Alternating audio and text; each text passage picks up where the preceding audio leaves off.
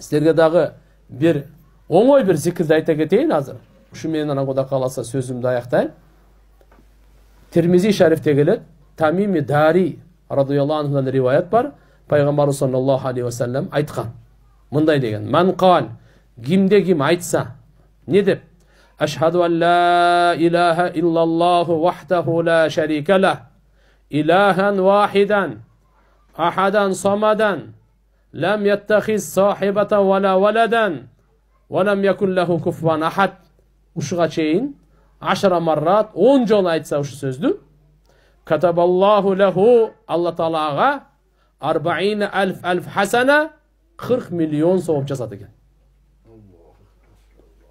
Ушуну 10 жолу айтсаңыз 40 миллион сауапка ээ болосуз, урматтуу эне. 10 жолу айтканга 1 минут кетет. 1 минута. 1 минутада 40 миллион сом алсаңыз кандай?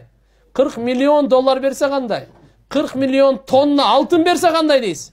Булардын бардыгы чепуха. Алла Таала 40 миллион сауап берип атат.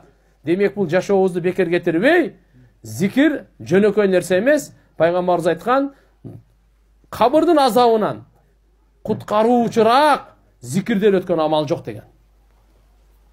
Ошон үчүн иншалла бардык амалды көбүрөөк зикир кылсак, мүнөзүбүзгө таасири тиет, дуабызга таасири тиет, ибадатыбызга таасири сөзсүз тиет, мамилебизге таасири тиет туган. Кыжалат, кайгы киши инсанга келет баары бир. Ошону кетиргенге зикирдин таасири тиет. Макулбу? Алхамдулилlah, дуабызга таасири тиет. Зикир кылып дуа кылсаңыз, дуаңызда жан. Зикир кылып намаз окусаңыз, намазыңызда жан. Зикир кылып орозо тутсаңыз, орозоңузда жан. Ошон үчүн иншалла көбүрөөк зикир кылайын.